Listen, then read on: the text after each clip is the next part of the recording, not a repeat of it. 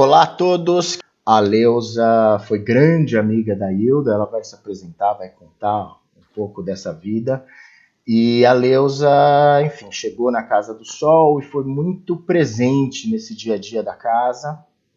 E a ideia é conversar um pouco sobre esse período ao redor do começo da década de 90 na casa, que eu lembro muito de infância.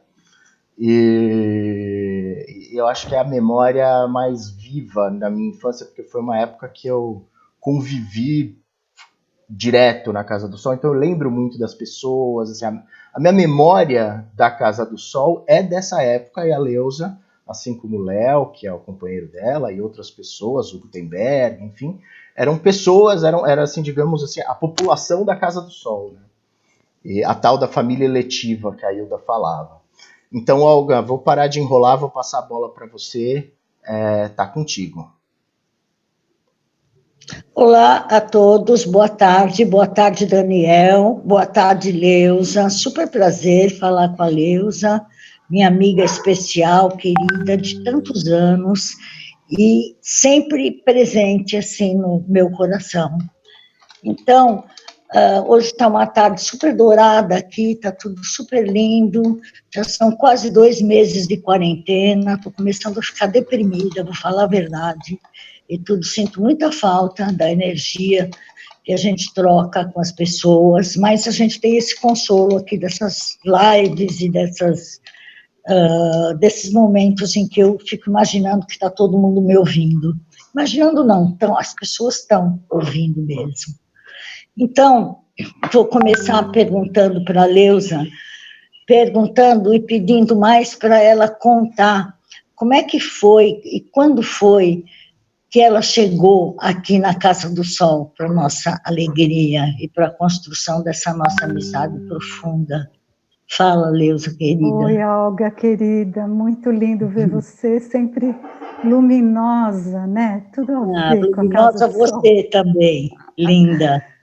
Escuta, Olga, foi uma história assim, eu comecei a ler a Hilda, na verdade, quem me emprestou um livro dela foi o Álvaro Machado, um jornalista que depois faria umas matérias bem bacanas com a Hilda, e o Álvaro me deu o Cadós, me emprestou o Cadós, que fazia parte de um curso lá no jornalismo do Lainer, na turma do Leandro. E eu peguei e daí fiquei louca. Assim, eu escrevia muito timidamente, né? Nunca tinha publicado nada. E aí imediatamente de escrever, é verdade. Falei, não, peraí, tudo errado. Essa mulher é tudo na vida, né? Comecei com Águida, no Fluxo, aí comecei a enlouquecer, comprar livros da Hilda, né? Eu sempre conto para as pessoas que eu cheguei a dar a volta em torno de um bar que ela fez um lançamento de poesia, isso nos anos 80, no começo dos anos 80, que eu fiquei com vergonha de entrar, então tinha essa coisa da timidez. Aí, passado um tempo, o Luiz Algarra, que era o contrário de mim, um amigo completamente produtor de TV livre, quer dizer, um cara completamente extrovertido, me contou que o primo dele, o André, fazia o curso da Hilda na Unicamp, 85. E eu falei, e aí eles me trouxeram o Águida com a marginália, com as anotações da Hilda. Nossa, eu fiquei assim, falei, gente, pergunta não sei o que para ela. Eu já trabalhava, né? Eu não podia ir para fazer esse curso em Campinas, jamais. E aí o Luiz falou, vamos na casa dela. Eu ligo lá, vamos na casa dela. A gente bate lá, se ela não receber. E aí eu realmente, assim, contrariando toda a minha anti-tiete, o Eustáquio, que é um super amigo, o Taco, que você conhece, e o Luiz, fomos um dia, num domingo, na Casa do Sol. E a Hilda me recebeu, assim, super bem, tão bem, assim, que ela já me deu um monte de tarefas, e eu saí de lá com várias encomendas, assim, ler não sei o quê, possivelmente ajudar ela a fazer edição, apresentação de uma nova reunião, sabe, totalmente Hilda, assim, mas foi uma empatia maravilhosa, e ela, depois de um tempo, caiu a ficha para mim que ela gostou muito do Luiz, gostou muito do Taco, mas ela sacou que eu tinha lido muito, e que eu era apaixonada já era paixão, já estava lá trêmula, né, de paixão. Então eu posso dizer que eu me apaixonei pela Hilda, assim, eu não vejo outro sentimento que explica você já, sabe, começando a vida, assim, com filho pequeno, você se dedicar e aí falar, vou visitar essa mulher, vou me aproximar dela, vou fazer o que ela me pedir, enfim. E foi um encontro inesquecível. Ela, o Dante, o Luiz, logo se deram. Então, depois eu levei o Leandro, e aí abriu o canal de comunicação com a Hilda. Foi esse período que começou a nossa amizade maravilhosa, né? Você chegando aqui da Casa do Sol era uma super alegria. Nossos cafés à tarde, chás, né? Vamos tomar um chá e tudo. Então, uma delícia. Todo mundo aqui.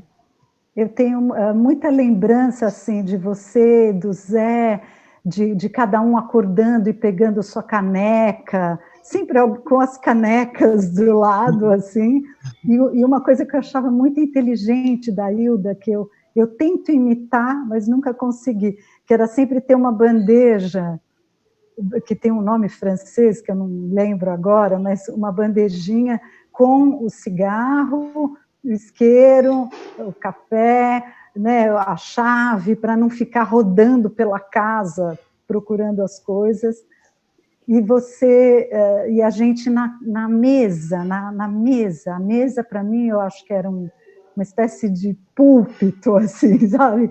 Porque a Hilda sentava, a gente já começava tomando café, dali emendava muitas vezes para o almoço, porque eu ia muito de domingo, né? Porque domingo eu podia ir, né? Então, eu lembro muito dessa claridade, sabe, do pátio, e da gente falando, conversando em volta da... Também, você, o Zé, também tinham muitas tarefas na casa, né? Já naquela época, assim, vocês também estavam fazendo uma capa, ou o livro que ia fazer, ou as suas mandalas, né? Todo mundo tinha uma ocupação também, né? Com a arte. Eu achava aquilo incrível, né? Era uma casa de artistas. Eu achava, assim, eu acho que raramente, nunca mais encontrei exatamente uma ambiência tão cheia de pessoas de personalidade fortíssima, assim.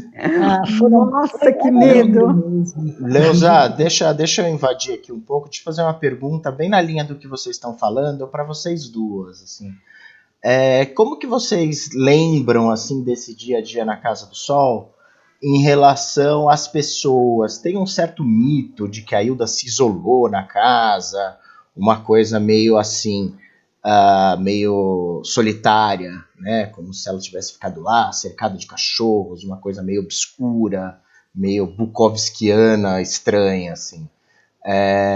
Isso é verdade? Isso é um mito? Qual que é a lembrança de vocês? Vai lá, Olga. Olha, eu sei o que o Daniel quer dizer, porque eu também percebo muitas vezes as pessoas falarem da Hilda como se ela fosse o Bukowski tropical, né? Assim, bebendo muito, solitária, ela, os cachorros e o uísque, e não é bem assim. O que eu vi acontecer aqui foi que a Hilda, ela mudou, vamos dizer, para a Casa do Sol, não para se isolar, ela mudou para cá para ela ter um foco na obra, que ela tinha a percepção de que ela seria capaz de criar.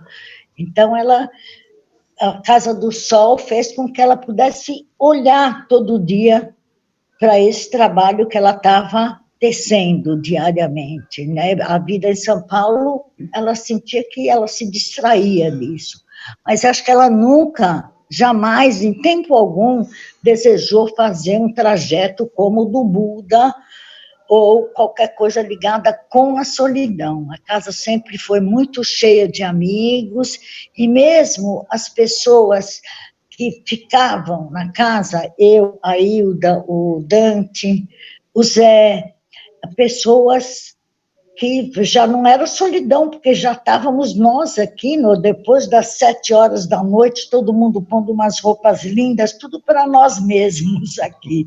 Era sempre muito festivo, na verdade, não solitário, ao contrário. Então, essa visão Bukowski, eu acho um pouco forçado, e a búdica, então, forçadíssima. Não vejo assim, não é assim que eu vi. Leusa, você que visitava muito a casa, como é que você lembra disso? Você falou das mesas, café da manhã e tal. Queria que você contasse disso. Então, eu na verdade, acho que, às vezes, a impressão que eu tinha é que tinha que ter um certo filtro, porque sempre tinha gente chegando na casa e pessoas querendo conhecer a Hilda e visitar a Hilda, porque era uma coisa muito incrível, pelo menos na fase que eu peguei, né, quer dizer, a partir de 1985, então a Hilda estava no auge da sua produção e do contato com essas pessoas, ela telefonava muito, combinava durante a semana, eu sentia que ela tinha uma semana muito regrada de trabalho, né? E às vezes em que eu fui na semana para resolver questões mais ligadas à obra, a correspondência que ela estava fazendo com editores e tal, era uma coisa mais monástica, assim, que aí sim ela fazia cachorro, cuidava dos cachorros, a Dona Maria cuidava da casa, depois ia assistir novela, que todo mundo sempre fala muito disso. Mas, assim, a partir da sexta-noite e tal, quer dizer, abriam os portões mesmo da casa. Então, tinha um grupo que ia se alternando, né? Então, o Toledo visitava, ela sempre tinha o amigo de época, né? Então, eu vivi a época do Otaviano, que foi super querido antes de Rútilo, né? Um grande amigo dela, gente da vizinhança, Inês, gente da Unicamp, Toledo, Almeida Prado, e os telefones, né? Que talvez hoje o pessoal não alcance muito isso, essa coisa de ficar ao telefone. A Hilda telefone também, cara, era um negócio muito presente, assim, né? As pessoas ligavam muito para ela conversava, mantinha contato, comentava os jornais. Então, eu cheguei aí, Malu ia, Guta ia, Jurandir, os que moravam na casa, a época do Vivo, tinha eras de pessoas que moravam, mas tinha sempre um grupo que ia mais. Porém, essas visitas, raras foram as vezes em que eu fui que não tinha vamos conhecer fulano. Ou era um amigo antigo que voltava, ou era um jornalista, um novo amigo do poeta, o dramaturgo que queria fazer alguma coisa. Era um movimento. Eu acho que tinha, sim, às vezes, uma contenção para que isso não fosse demais, porque se isso fosse aberto durante a semana, aí ela não teria produzido o que produziu. Durante a semana, eu sentia uma coisa, um desejo mesmo da Hilda de muita contenção. Agora, a expansão, em compensação, eram os finais de semana. Então, eram deliciosos, né? E sempre muitas amigas, amigos. Eu acho que eu vi, era uma casa onde tinha uma coisa que na época, né, de gênero, né, isso tudo era muito variado, né, lésbicas, homossexuais, enfim, que não era uma presença tão comum em qualquer roda que você ia. A gente, sim, por ser jornalista ou pela profissão, mas não na casa de uma pessoa que frequentemente você tinha tantas discussões de gênero, por exemplo. Isso era engraçado, a gente conversava muito sobre isso e sobre essas limitações de comportamento, né? A Hilda adorava provocar essas conversas e de ir no íntimo das pessoas, É verdade. né? Às vezes sendo até inconveniente, assim, né? Quebrando todos os protocolos, mal conhecia a pessoa, já falava, nossa, mas você... Ela queria ser inconveniente, né, a Hilda? Ela ia logo direto no inconveniente. Exatamente. Isso fazia dela uma pessoa muito engraçada. Mas aqui, mesmo sem ser final de semana, batia 7 horas. Lembra que ela tinha um relógio no escritório? Batia 7 horas, ela levantava da mesa e já vinha para a sala, era a hora da novela, do jornal, do uísque, todo mundo se arrumava, punha aquelas túnicas lindas, parecia que ia ter uma festa toda noite aqui. E éramos nós aqui. Então, durante o dia, todo mundo ia para o seu trabalho, apesar do café da manhã sempre ser aquele café da manhã muito demorado. Hoje a gente voltou a falar de sonhos, né? Com esse Siddhartha Ribeiro que apareceu, outra vez colocando o sonho. Falem com as pessoas de manhã sobre os sonhos, coisas que a gente sempre fez aqui de manhã, nossa conversa. E aí, dali a pouco, cada um com a sua caneca, o Zé para o jardim, porque o Zé escrevia à noite, a Hilda, à noite, ela nem lia nem escrevia. Ela via a televisão, bebia e acabou, ia dormir. Era assim, os passeios pelo jardim à noite, lindos. Mas não era uma casa, a proposta monástica, a proposta disciplinada do trabalho. A finalidade da construção da casa foi a criação da obra, mas não foi uma vida solitária para poder criar a obra, isso não foi. Nem a Hilda era o Bukowski, que só escrevia bebendo, a Hilda nunca escreveu bêbada, a Hilda escrevia de dia e bebia de noite. Então, essa confusão, eu vejo que não foi assim. As pessoas falam porque...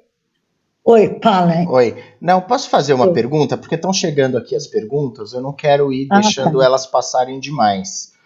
O Victor Silveira, ele está lendo as crônicas, né, da Hilda, que estão no Cascos e Carícias. Boa mesmo, lindamente editado pela Nova Fronteira, edição hiper completa, com uma foto lindíssima da Hilda na capa, imperdível. É o livro mais bonito, eu acho, esse. É lindo mesmo.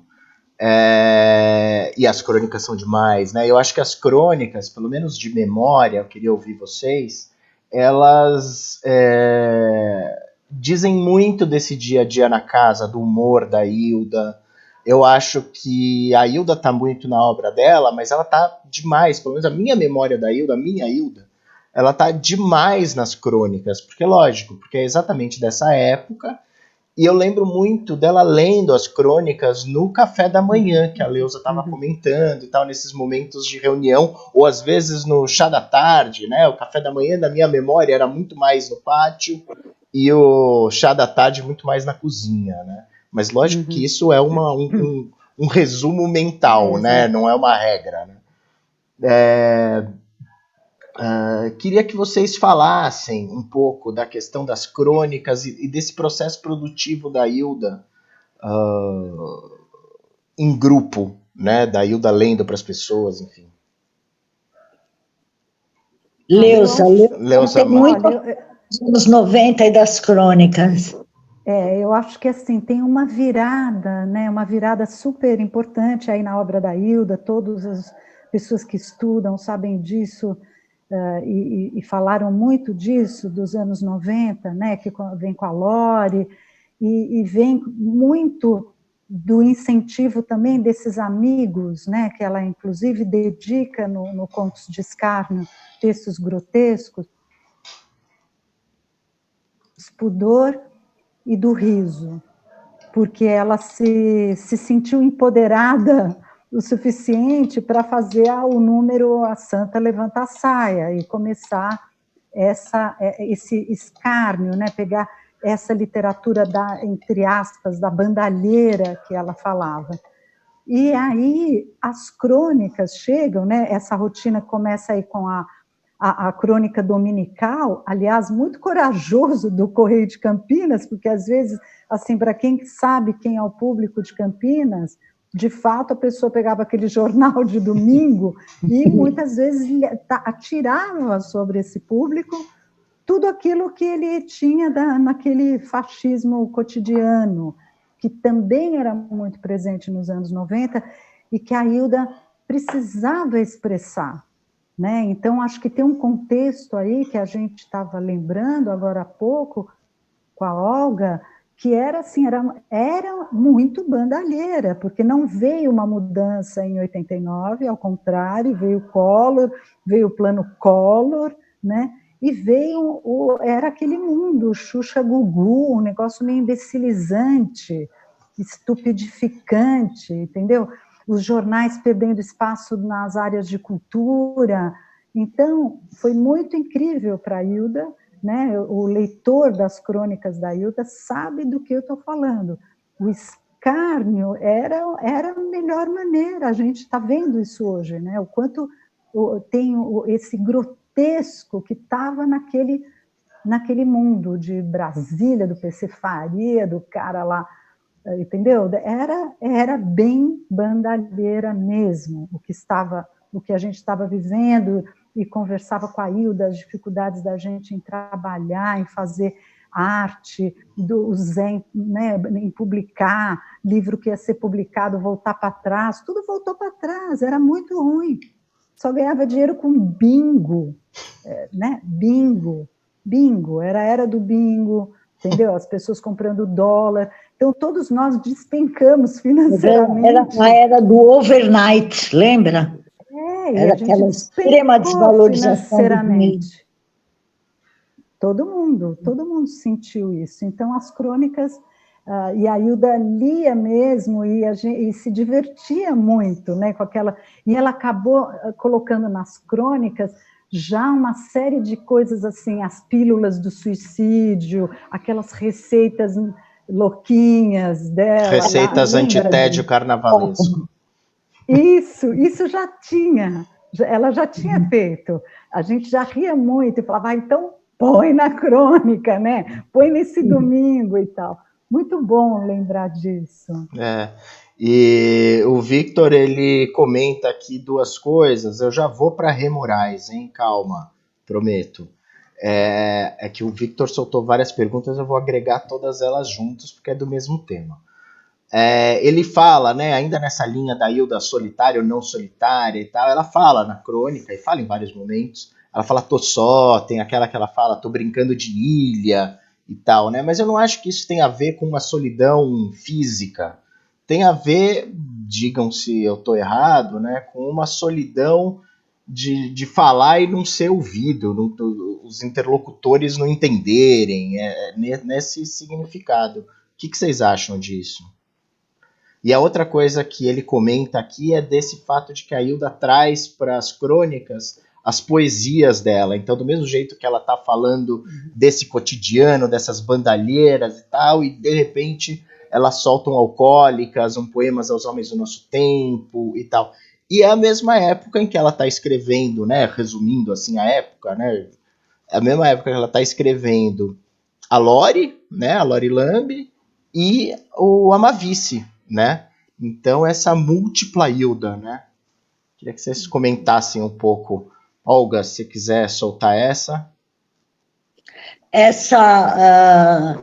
Esse período das crônicas, realmente a pessoa ficava meio surpreendida de ver como a Hilda ia misturando tudo, né? Ela estava fazendo a crônica, de repente entrava um poema, só que isso você também vê isso ao longo da obra, também você vai ver isso outras vezes. E a Hilda, ela se sentia uma ilha.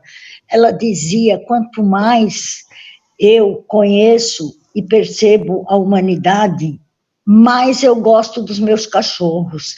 A Hilda chegou nesses anos 90, no final desses anos 90, assistindo aquele Jornal Nacional toda aquela noite, e dizendo que não tinha nada a ver com a humanidade. Então, esse estar só da Hilda era exatamente essa não empatia que todos nós, eu sinto a mesma coisa, com meus 69 anos que eu tenho agora, eu entendo perfeitamente a Hilda perto daquela janela, no final do Jornal Nacional, dizendo exatamente isso, e tudo. Eu não tenho nada a ver com essa humanidade. Só que é mais ou menos foi uma época muito terrível também, que todas as épocas são muito difíceis, né? Acho que essa que nós estamos vivendo agora é mais difícil ainda do que aquele tempo. Mas eu vejo esse estar só da Hilda, não, porque quando ela estava com os pais, os amigos e tal, mesmo assim ainda ela iria sentir essa solidão, que é a solidão de quem vê o em volta, né? Eu acho importante, assim, quando a gente falou, tem um mito, né, dela, essa casa era viva, essa casa era cheia, agora teve um período, de fato, mais para o final da década, não sei precisar exatamente, a Olga pode ajudar, em que realmente a Hilda ficou deprimida. Ela ficou muito deprimida, ela ficou muito triste, foi um período curto, ela se indispôs com as pessoas, ela ficou muito triste mesmo, e foi aí que o Zé voltou. O Zé voltou para morar. Né, não ir e vindo como a Olga e o Zé faziam. A Hilda fez um apelo, eu me lembro muito desse dia, eu levei uma amiga, Letícia Constant, que hoje mora em Portugal, mas era, na época, jornalista da Rádio France, isso está numa entrevista até, de novo tinha uma matéria do Álvaro nessa época, em que ela teve esse período, vinho do Porto, muita tristeza, muita dificuldade de estar com as pessoas. A Hilda era realmente muito compassiva, mas ela também ficou muito deprimida nesse período, os amigos estavam também todos cuidando das suas vidas, e aí ela fez nesse dia um apelo muito concreto para o Zé, assim, Zé, volta, né? Vem, eu preciso de uma pessoa aqui, né? Aqui mesmo, fica aqui. E aí o Zé voltou para lá, foi a época do roteiro, de cinema. Foi a época que o Zé ganhou aquela bolsa Virtuose. Exatamente. Então ele pôde ficar aqui, porque essa foi uma bolsa era um dinheiro bom nessa bolsa, aí ele pôde ficar aqui. O Daniel era pequeno, morava na Alameda Tietê, onde a gente morava na Lorena. Na verdade, isso foi em 98, 99, por aí. Eu tenho a memória, PT, eu né? Vinculo. Ela ficou muito deprimida, ela brigou com muitos amigos, inclusive com o Zé, e aí depois ela pediu para o Zé voltar. Foi. E ela estava, a gente chegou aqui, eu, a Lígia, quem é que estava mais junto? O Zé estava aqui. Não, o Zé ainda não tinha vindo, a gente chegou aqui uma tarde com a Lígia, e ela estava só com o Chico na casa, isso tomando mesmo, nessa época. Outro completamente bêbada de tarde, coisa que não era do hábito dela, e assim comendo um miojo horroroso, requentado, uma coisa, os cachorros, tudo, uma cena muito eles mesmo, né? Uma cena assim que faz parte até da própria literatura dela, foi o que eu vi aqui, ficamos tristíssimos. A partir daí, o Zé fez esse projeto, ganhou essa bolsa Virtuose e veio roteirizar a Matamoros aqui na Casa do Sol. Aí na primeira noite que ele ficou aqui, a Gabriela Grebe tentou colocar no filme, só que em vez de colocar o Zé, que já tinha morrido, ela colocou o Dante dançando no meio da sala, porque o Zé gostava muito de dançar, então a Hilda muito deprimida, ele colocou uma música e saíram os dois dançando, e ela, a partir dessa dança, começou a subir um pouco para a superfície de novo, né? Hilda Ilst, muito querida, muita saudade. Eu fico falando e sinto muita saudade. Aí você também lembrou do Toledo, né? Também tenho muita saudade de Então, Toledo. e eu acho que aí foi esse momento foi muito forte, porque aí tudo a gente foi, aí a gente percebeu que tinham várias coisas que estavam afastando mesmo a gente, e aí a gente começou a cuidar, inclusive da casa, né? Aí foi uma assim, tipo força-tarefa, sabe? Eu lembro que o Léo fez 1000 coisas no telhado e tal. Foi uma força-tarefa para dar uma reanimada geral. E então, isso é tudo para responder com bastante sinceridade para o Vitor, que acho que teve esse período, mas ele já foi bem longe, já não era das crônicas, a Hilda não estava mais. Quase 10 anos depois, né? Exatamente. As crônicas é o comecinho da década, isso 92 até 95, né? Isso daí finalzinho, assim, com alguma imprecisão, 98. Mas 98, 99, 2000, isso, por aí, né? O Dante já tinha saído da Casa do Sol, ela ficou sozinha. Deixa eu repassar algumas perguntas para vocês. A Rê Moraes, eu vou ler aqui, tá? Hilda enviou uma dedicatória para o escritor João Antônio em 1977, por meio do livro Ficções, da Quirón. Eu não conheci em vida nem João nem Hilda. Pesquiso o trabalho extraliterário do escritor, por isso tenho registro dessa dedicatória. A Olga, e aí eu estendo para a Leusa também, tem alguma memória de Hilda e João Antônio juntos? Eu não tenho. Eu acho que eles mantiveram mais uma amizade telefônica ou de correspondência. Eu não cheguei a conhecê-lo aqui na casa. E como a Hilda não saía de casa, não sei se eles... não sei. A Leusa pode ter outras referências. Não, aí é muito assim, 77 é muito... Realmente, não tenho essa referência mesmo. Nunca me dediquei a pensar nisso. Mas independente dele... Nunca ouvi que a Hilda tivesse... Ela nunca trouxe essa memória. Eu acho que ela tinha mesmo, na década de 70, assim, uma imersão muito grande com o pessoal em São Paulo. Muito forte, muito forte. Então...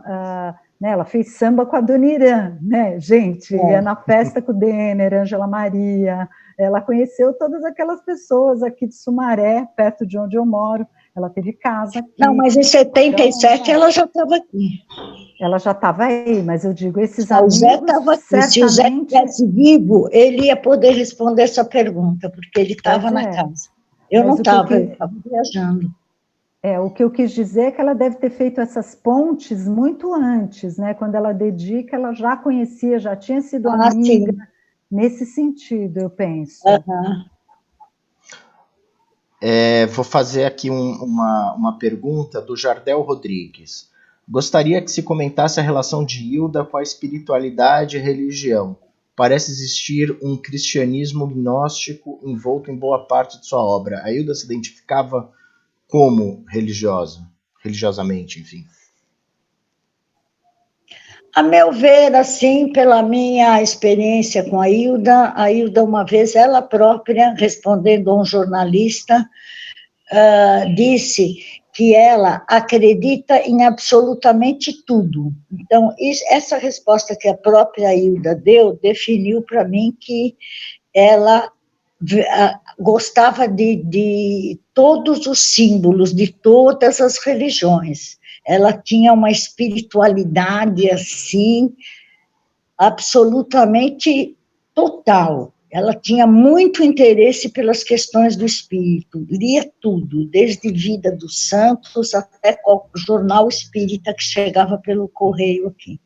Então, a espiritualidade, a vontade de conexão que a Hilda tinha era imensa. E ela foi criada na religião católica, né? Quando era menina, estudou numa escola de freiras. Tinha admiração, assim, e vontade de entender a questão da santidade. Sempre ela falava muito sobre a questão da santidade. E eram conversas madrugada fora, naquela mesa da cozinha, sobre questões desse tipo. Então, ela tinha interesse total pela espiritualidade. E era uma pessoa muito espiritualizada, ela via coisas, tudo aquilo que todo mundo já sabe. Outro dia, eu também vi. Eu vi a Mari, que era mãe do Mora Fuentes, que viveu aqui. Não é que ela viveu, ela passou uns tempos aqui nos anos, quando o Mora Fuentes e a Hilda namoraram, ela ficou um tempo aqui costurando, aí eu tive uma visão que eu vi a Mari abrindo uma peça de tecido na mesa do pátio e uma tesoura de corte, sabe, porque ela era modista. Então a Hilda, ela tinha uma percepção e sempre contando, vi isso, vi aquilo, ela tinha a espiritualidade da Hilda. Leusa, quer entrar nessa? Eu também tenho minha lembrança da Hilda, assim, não só falando da obra dela, porque obviamente essa cristandade que ele fala é evidente, é uma formação muito forte na cristandade, numa cristandade Nikos Kazantzakis, Perla Gertvist. O Perla Gertvist, ela dizia literalmente, eu queria escrever como Perla Gertvist, que é exatamente esse cristão, né, o ateu que se transforma no mais fervoroso cristão, né? Quer dizer, como se esses escritores vão para podem até ser chamados de ateístas, quando na verdade eles são mais humanistas, para além dos cristãos. Agora, a vida de santos, né, a Hilda, um dos livros de cabeceira dela até o fim era do Yogananda, né? Ela tinha por toda uma consideração pelos poetas e os místicos, né? Uma coisa assim, era muito difícil ela não estar lendo uma biografia de um místico. E é como a Olga disse, indo desde, sabe, a edição rara francesa que o Gutenberg ou o Jurandir ou alguém leu para ela, até a revista Planeta, a revista dos cristais, o que pintasse, né? E essa vontade dela era impressionante, como ela tinha isso que a Olga lembrou, o que você sonhou, quais as suas experiências assim para além do corpo. Isso tudo era muito intenso na Hilda, era um assunto, cara, dava papo, porque ela buscava mesmo, e isso fazia ela ter conexão com qualquer pessoa, porque se a pessoa fosse da astrologia, da não sei o que, holística, e da física quântica, quer dizer, é muito louco, porque ela ia do cara que podia estar experimentando duas pedras pretas com a mesma seriedade, né? Ela ouvia com a mesma seriedade com que ela ouvia o Nelson Parada, por exemplo. Exatamente. Então, assim, mas uma busca, assim, que eu acho que o que torna a poesia da Hilda bem, ela faz muito essa oposição, né, sublime da poesia com uma prosa do mundo, uma prosa né, a queda assim, do mundo. Ela tinha uma visão assim dentro da própria obra também, uma visão bastante espiritualizada mesmo, né? Isso é uma característica fortíssima, não só da obra, mas da pessoa mesmo, da busca. A Hilda era escritor buscador, né?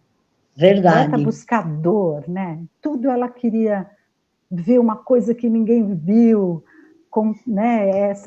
Isso que você falou de ter visto a mãe do Zé, né? A Hilda teve várias experiências assim. Várias.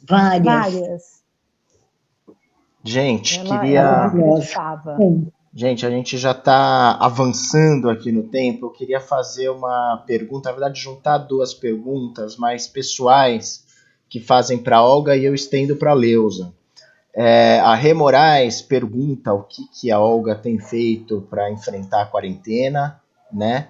E aqui o Victor Silveira, cadê? Aqui, achei. ele comenta que a lembrança dele do Tossó, que é aquilo que eu comentei da crônica, né? Eu tô brincando de ilha, Tossó e tal, foi apenas no sentido da proximidade com o momento que estamos vivendo. E é muito isso, né? Eu acho que é um momento em que tá todo mundo brincando de ilha, né? Queria que vocês comentassem pro bem e pro mal, né? Muito pro mal, mas acho que também tem algumas descobertas dessa ilha que valem a pena. Queria ouvir vocês sobre esse período de quarentena. A Olga na Casa do Sol, a Leusa aqui em São Paulo, né? Mas queria ouvir um pouco. Bom, no meu caso, aqui na Casa do Sol, eu tenho consciência de que eu estou num espaço gigante, paradisíaco e sacro. Mas estou sem as pessoas, e isso já são quase 2 meses que eu estou aqui. Assim, as minhas compras quem traz é uma amiga, então eu me sinto, estou começando a ficar triste. Até agora estava tudo bem, eu tenho lido, desenhado, sabe, assim, saio para caminhar de madrugada, porque aí não tem ninguém vivo. Ainda mesmo assim, ainda vou de máscara. Agora eu não vou mais usar máscara, porque é meio ridículo. Mas então eu estou fazendo um dia a dia, cada dia meio diferente do outro. E o acúmulo desses dias está começando eu estou começando a ficar assim, querer que isso acabe, né? Que as pessoas parem de morrer, que a gente acorde, né? Porque parece um pesadelo. Enfim, sei que a gente vai aprender muita coisa com esse período, ou pouca coisa, mas eu gostaria que as pessoas não estivessem morrendo, gostaria de não ter consciência de que, saindo dessa redoma verde que eu estou, não tivessem os corpos se acumulando, como um desenho que eu fiz, de corpos, sim, pirâmide de corpos mortos. Eu estou muito apavorada com a questão das pessoas terem rompido a quarentena e tantas pessoas se expondo de uma vez e o sistema de saúde não dá conta, isso tudo. Mas eu, particularmente, tenho que reconhecer de que eu estou ótima aqui, uma delícia. Bem, eu, assim, o meu trabalho, sou pesquisadora de teledramaturgia na TV Globo, então há 10 anos eu trabalho remotamente.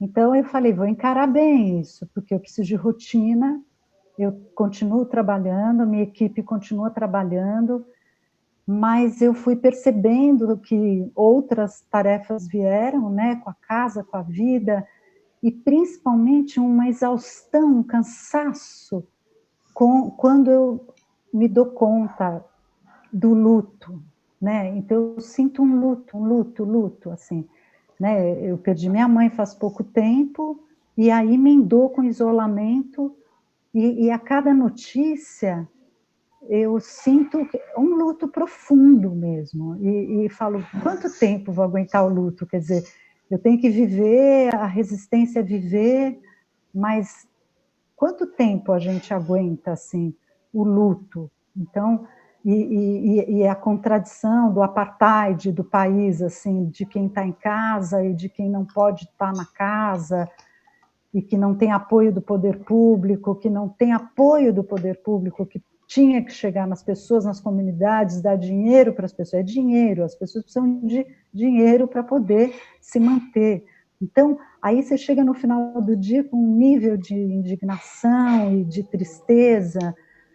Então, isso está também, como a Olga, assim, estou me equilibrando no arame farpado, como eu li ontem, um texto lindo. Me senti um pouco assim, me equilibrando num arame farpado. Pois é, se a gente não tivesse que observar esse apartheid que você fala, se não fosse isso, não seria tão grave. A Alemanha teve um mínimo de mortes, foi um horror tudo, mas um mínimo de mortes, sabe, sem esse apartheid. Então, sabe, nós estamos numa situação muito difícil de você dormir em paz, né? E falar, bom, estou aqui, está tudo lindo. Então, está muito difícil. Se você tem uma percepção de que a gente perdeu um Aldir Blanc e tantas outras pessoas que estão morrendo, né? Então, isso daí é uma consciência que tira a graça de tudo, né? Torna tudo um pesadelo insuperável. Mas, enfim, é isso, né? Eu queria também contar uma historinha, que é aquela história dos anos 90, como que foi cunhado, como hoje é Dia das Mães, né? Como que foi cunhada o termo criança, que eu morava nesse período na Alameda Tietê, onde o Daniel mora hoje, e a Hilda, quando ia para São Paulo, ficava sempre em casa. E ali eram nossos vizinhos, na Rua da Consolação, a Lígia Fagundes Teles, e o Massaono, um pouco mais abaixo, e também a sobrinha da Lígia, que tinha uma casinha numa vila, na Rua Consolação, o nome dela, Márcia Pedroso Horta. Então, fomos todos visitar a Márcia na casinha, tinha 4 dálmatas na casa, uma casinha de uma vila. Aí a Hilda falando que ela sempre falava das crianças, algum assunto que surgiu, a Márcia, na mesma hora, fez uma piada. Hilda, parece que para você uma criança é uma criança.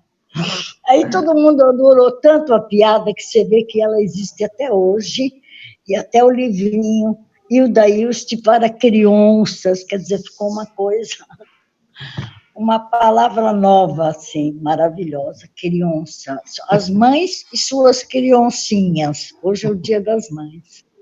As nossas mães maravilhosas. Minha mãe era linda, a mãe da Hilda, lindíssima. Louquíssima! Merece louquíssima, 2 biografias. Não, ela ficou louquíssima no final da vida. Não, mas louquíssima, eu digo. Ela foi tão linda que quando ela se viu envelhecendo, ela foi ficando louca, não quis perder a beleza. A Hilda contava isso.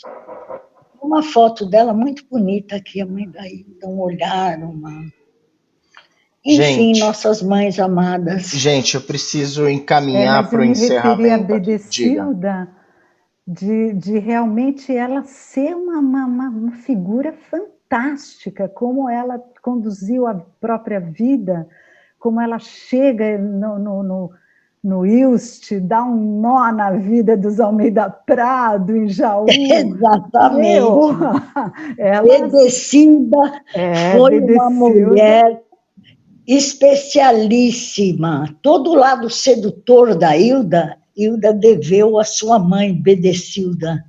Então, o lado poeta, escritor, o pai. O lado sedutor, mulher, a Bedecilda, a mãe. Mulher linda.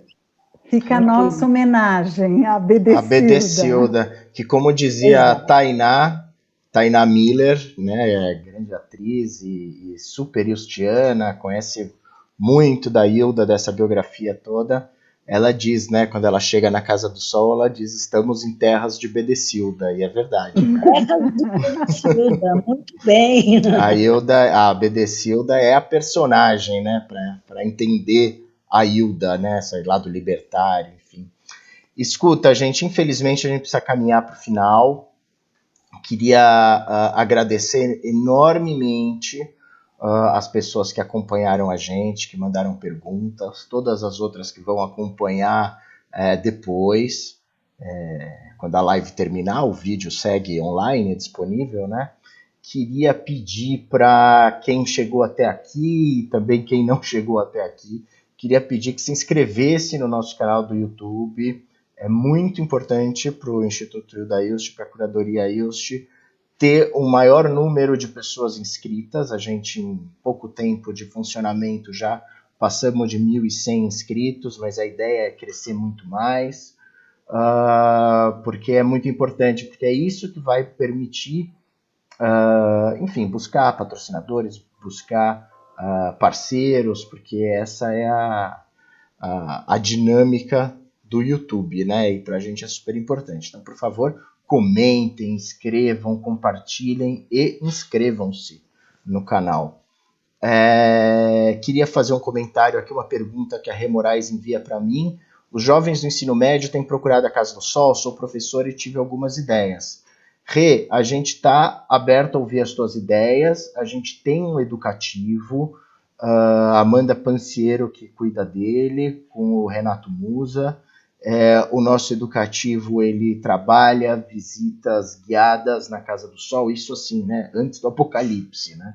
A gente recebia grupos grandes na Casa do Sol que faziam visitas, uma parceria nossa com o Matula Teatro, essas visitas super ricas. A gente trabalha, né, ainda muito com o Sesc, essas visitas, mas também com outros parceiros, escolas e tal. A gente tem todo um educativo florescendo, que, lógico, entrou em stand-by nesse momento de quarentena, né?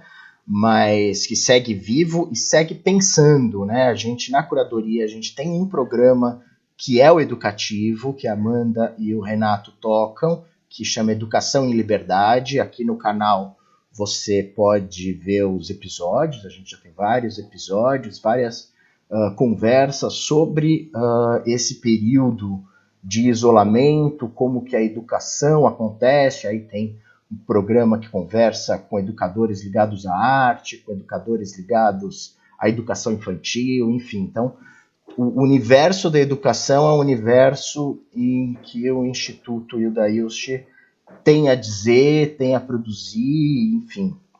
Então, queremos, claro, te ouvir e queremos muito que você conheça o Educação em Liberdade.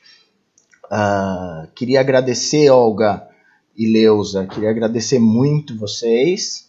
Acho que foi bem gostoso esse tempo aqui nesse domingo de Dia das Mães. Acho que serviu para afastar um pouco essa nuvem escura que ronda todo mundo. Enfim, eu encerro por aqui e entrego para vocês se despedirem. Brigadíssimo.